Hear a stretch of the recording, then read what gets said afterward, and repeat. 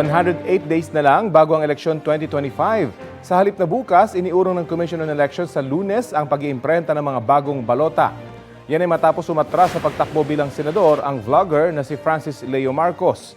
Ito'y sa kabila ng nakuha niyang temporary restraining order mula sa Korte Suprema matapos siyang ideklarang nuisance candidate ng COMELEC.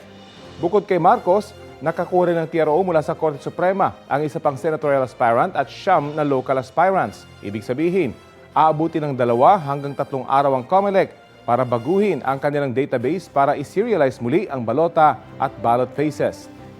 May panawagan naman si COMELEC Chairman George Erwin Garcia sa iba pang kandidato ngayong eleksyon. Nananawagan po tayo sa lahat ng mga iba pang kandidato na gusto mag-withdraw, nagnanais na hindi na tumuloy. Gawin niyo na po kaagad dyan habang hindi po kami nag-iimprenta ng balota. Habang may panahon pa